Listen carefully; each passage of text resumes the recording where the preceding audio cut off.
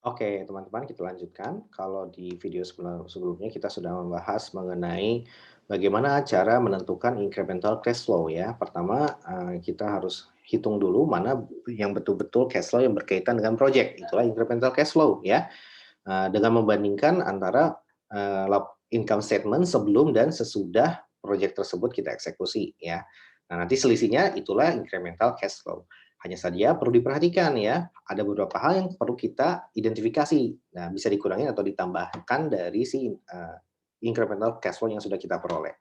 Nah ya, yang pertama tadi ya sebelumnya adalah sunk cost itu kita harus kurangin, kemudian juga, eee, di ini dikurangin ya, dikurangin sunk cost, kemudian kalau yang opportunity cost itu harus ditambahkan ya. Kalau sunk cost ini berkaitan dengan initial outlay, kalau opportunity cost dia berkaitan dengan free cash flow ya, seperti itu.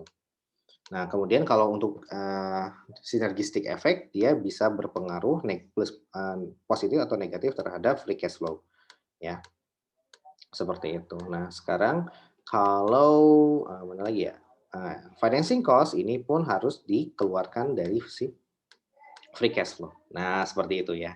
Nah, sekarang, saya lupa, saya belum jelasin kenapa ini harus dikeluarin ya. Ini harus dikeluarin karena ada kaitannya dengan rumus ya.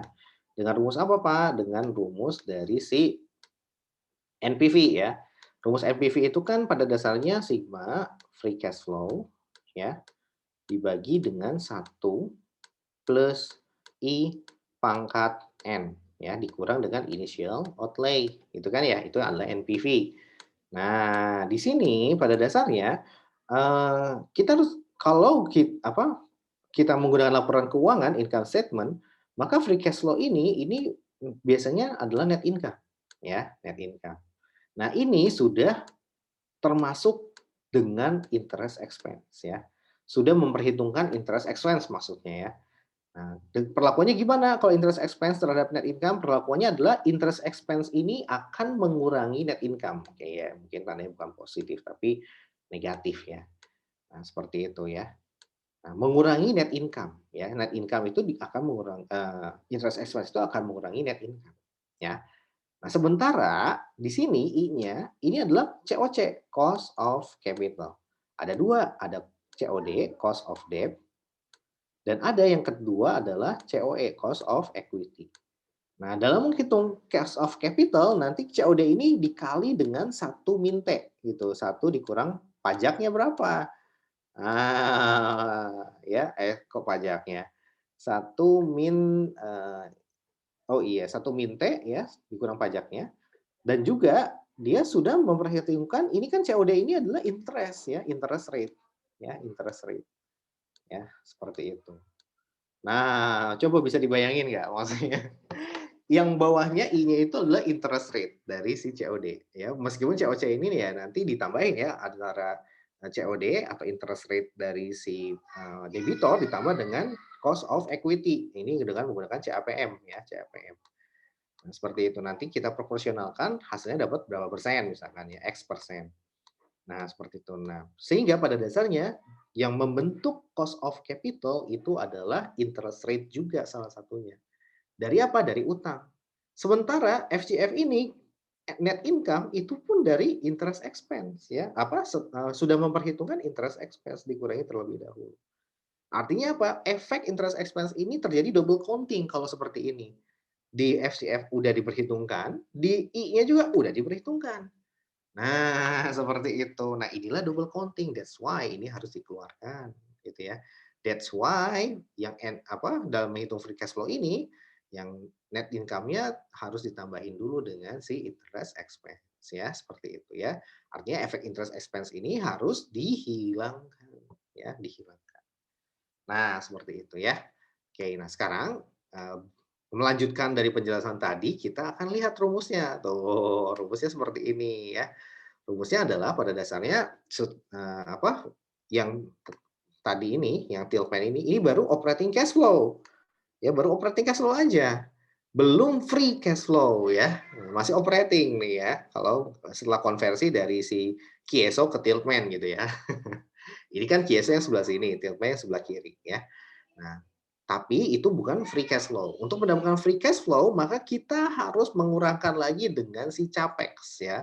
Dengan si Capex dan dengan memperhitungkan net operating working capital ya, bukan net working capital tapi net operating ya. Working capital itu current asset ya, dikurangi dengan current liability. Nah, kalau net operating itu tidak semua current asset, tapi hanya diambil AR-nya sama inventory saja.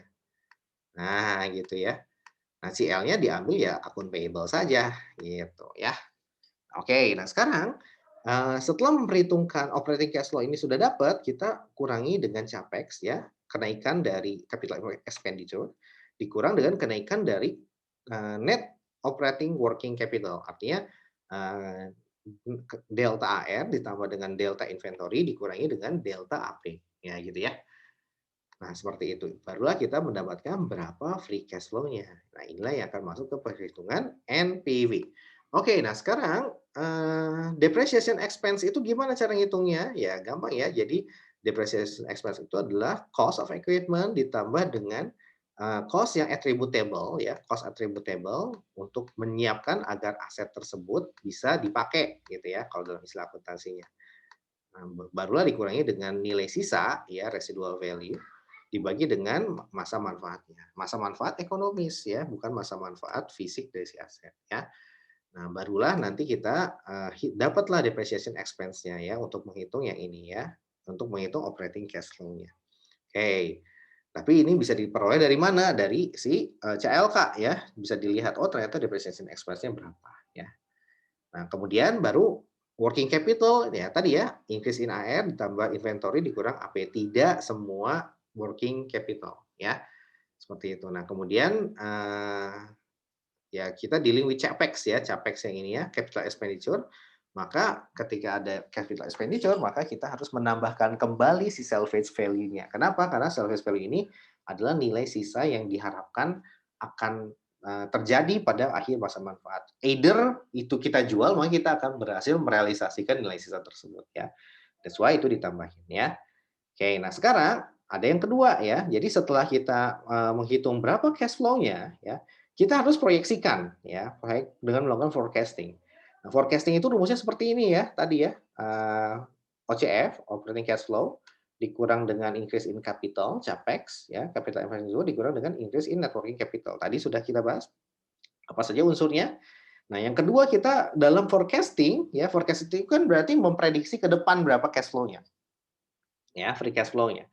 Nah, kita harus memperhitungkan juga inflasinya, harus hati-hati terhadap inflasi, ya. Nah, maksudnya apa? Maksudnya kita harus konsisten antara hasil perhitungan dengan inflasi dan juga hasil perhitungan diskonto dari, free cash flow-nya, ya. Diskonto free cash flow-nya dengan menggunakan cost of capital, ya. Nah, di sini pada dasarnya, cara mengujinya adalah seperti apa cara mengujinya? Kita dengan menggunakan Fisher Fisher effect ya, Fisher relations ini nanti, ya, seperti itu. Nah, jadi pertama kita harus kenal dulu istilah. Yang pertama adalah real cash flow, ya, kita harus diskontokan ya, real cash flow at real interest rate dan nominal cash flow at nominal interest rate. Nah, jadi hasilnya harus sama, gitu. Kalau hasilnya udah sama, berarti perhitungan NPV kita sudah tepat, ya. Nah, gimana cara menghitung real cash flow? Real cash flow ini dihitung dengan inilah kalau kita sudah memperhitungkan inflasi, ya. Nah, kalau tanpa inflasi namanya adalah nominal cash flow, ya. Nah, oke. Nah, sekarang kita harus, perhatikan ya, konsistensi prinsipalnya seperti apa ya. Jadi, kita akan melihat kalau kita memperhitungkan efek inflasinya, kira-kira apakah proyek tersebut akan diambil atau tidak, gitu ya. Nah, seperti itu. Nah, sekarang kita coba bahas ya. Pertama ada proyek, cost-nya adalah 1.000, cash inflow-nya adalah 1.400 dalam 2 tahun, ya. Nah, artinya ini kalau kita gambarkan timeline, ini seperti ini ya, ini tahun ke-0, ini tahun pertama, ini tahun kedua.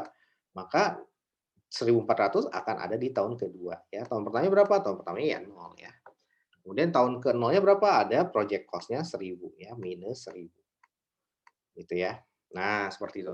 Interest rate-nya adalah 10%, inflation rate-nya adalah 6%. Jadi ini free cash flow yang tersedia di tahun kedua kita diskontokan ke tahun ke-0 dengan menggunakan interest rate 10%. Nah, kita hitung satu persatu dulu. Kalau seperti itu, maka kita tinggal hitung saja NPV-nya ya.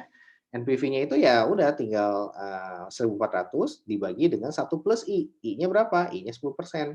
N-nya berapa? N-nya adalah 2 tahun ya, single faktor. Nah, dikurang dengan si initial outlay. Hasilnya adalah 157. Nah, kita analisis juga real cash flow-nya berapa ya. Real cash flow dibagi dengan real discount rate ya.